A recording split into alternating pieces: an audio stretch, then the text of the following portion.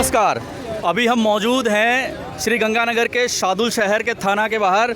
यहाँ पर भाजपा के युवा संयोजक वकील सिंह पर एक मामला दर्ज हुआ है। उनके ऊपर कुछ लोगों ने मामला दर्ज कराया है कि उन्होंने फ़ीस के नाम पर कुछ फर्जीवाड़ा करा है और मामला दर्ज होते ही उनके ऊपर एफआईआर कर दी गई।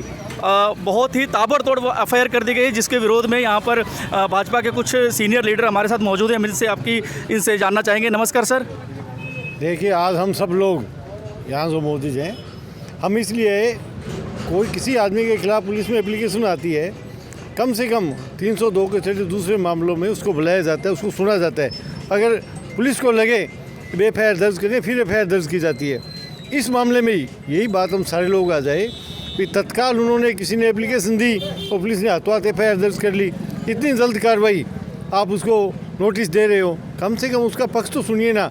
अगर उसके तथ्य सही नहीं है, आज अखबार में एफआईआर होगी किसी संस्था के खिलाफ, जब वो बात आ जाती है चाहे कितनी झूठी है, इस केस में एफआईआर लगे, लेकिन एक बार उस संस्था की साख है वो ख़त्म हो जाती है। हमने आज यही कहा कि आपने ये समझा कि हमारे भारतीय जनता पार्टी का कार्यकर्ता है, ये आप भेद ख़त्म करिए। पुलिस सभी के लिए, हम चाहते हैं कानून का राज स्थापित हो, किसी पार्टी या किसी व्यक्ति का राज स्थापित न हो। हमें एसएचओ साहब ने आश्वासन दिया है कि मैं इसमें सही कार्रवाई करूँगा। एक कोई चोरी के प्रकरण थे, उनमें भी हमने यही कहा है, जब बार बार आपके चक्कर लगा रहे हैं, न आपने उसमें एफआईआर दर्ज की, न चोरी बरामद की, तो उस आदमी की स्थिति देखिए। इस कारण हमें ये न होकर सड़क पर आके यहाँ धरना प्रदर्शन करना पड़े। इन्होंने कहा नहीं, हमारी जो मांगे हैं उन पर आप कार्रवाई करेंगे, आगे से ऐसी शिकायत नहीं आएगी। सर, हमारे साथ प्रदीप जी भी मौजूद हैं, यहाँ पर पूर्व चेयरमैन हैं। सर, आप इस मामले को कैसे देखते हैं? देखिए, मामला पूरी तरह से, हमारे जो वकील सिंह है वो भारतीय जनता पार्टी का कार्यकर्ता है और युवा मोर्चा में काम करता है और अपना संस्थान चला रहा है। उस पर राजनीतिक द्वेष भावना से कांग्रेस के एक पदाधिकारी ने कुछ छात्रों को एकत्रित करके एक झूठा परिवाद दिया। पुलिस प्रशासन की ये गलती है कि इसमें बिना जांच सोचे समझे इन्होंने तुरंत उसमें एफआईआर दर्ज कर ली।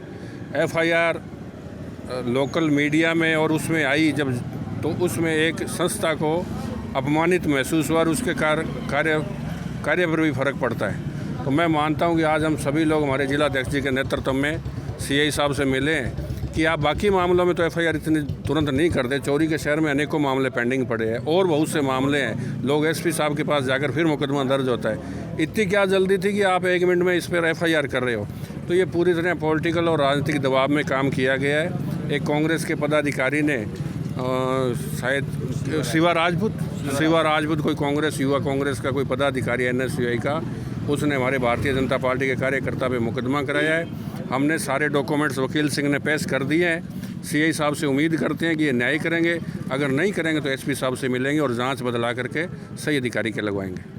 सर, यहाँ पर पिछले दिनों जो छात्र चुनाव हुए थे उसमें एबीवीपी ने बहुत अच्छी जीत हासिल करी थी। क्या ये उसके कारण भी हो रहा है, कुछ रंजिश का हिस्सा? सबसे बड़ा कारण ही यही है कि दोनों कॉलेजों को अंदर वकील सिंह के ग्रुप ने जीत दर्ज की।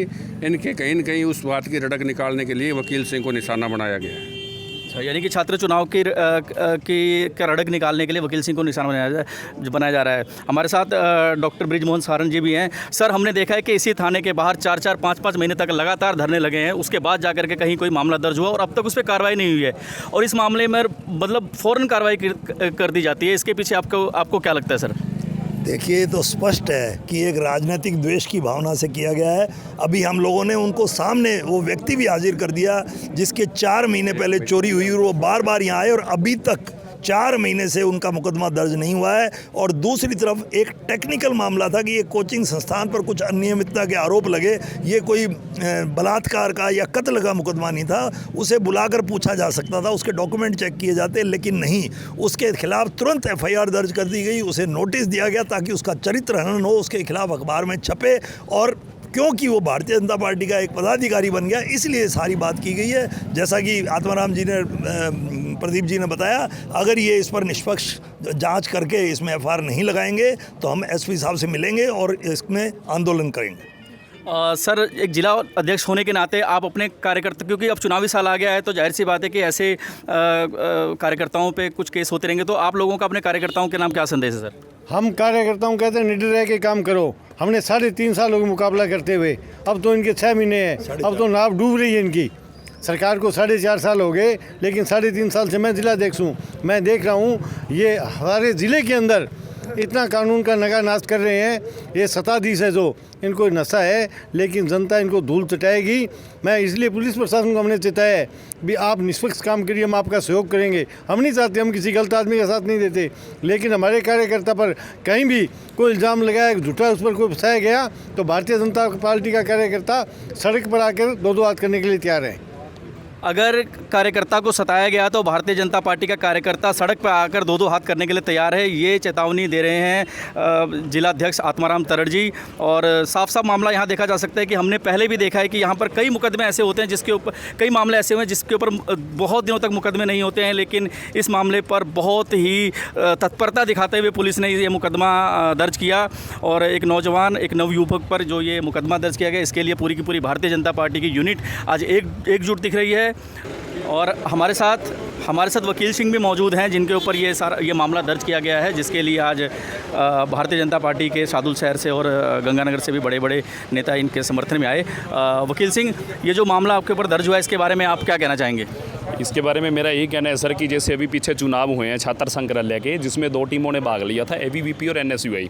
तो हमने जो अपने एबीवीपी के कार्यकर्ता हैं वो दोनों कॉलेजों में, डिग्री कॉलेज और राजकीय कन्या महाविद्यालय में, दोनों में अपने कैंडिडेट 4 कैंडिडेट खड़े किए थे, जिसमें हम दोनों ने, एबीवीपी ने अच्छी जीत हासिल की है और एनएसयूआई के दांत खट्टे किए हैं। उसी रंजिश को ये रंजिश निकालते हुए उधर तो इनका कोई वो दाल गली नहीं और न ही उनका कोई उधर प्रभाव झलका। इसी कारण से इन्होंने किसी एनएसयूआई का जो एक पदाधिकारी है शिवा राजपूत, और उन्होंने किसी बच्चों को भड़का के, जो ये 4 कैंडिडेट थे, जिसके कारण उनको यानी कि अपने चुंगल में फंसा के या भड़का के उन्होंने जो मेरे पे एफआईआर करवाई है, और वो सरासर झूठी है। मैं इस बात का खंडन करता हूं। और न ही ये किसी अपने जो कोचिंग संस्थान है उनकी कोई गलती नहीं है। जो डॉक्यूमेंट्स मांगे गए थे मेरे से, जैसे सेंटर की मान्यता, जो स्लिप थी, वो बच्चों का एडमिशन है वो सितंबर बैच में हुआ है, और सितंबर बैच का जो एग्ज़ाम है वो आगे मई में होना है। और इसी बात के खंडन के कारण जो हमने डॉक्यूमेंट पेश किए हैं, और मैं पूरी उम्मीद है कि हमें न्याय मिलेगा।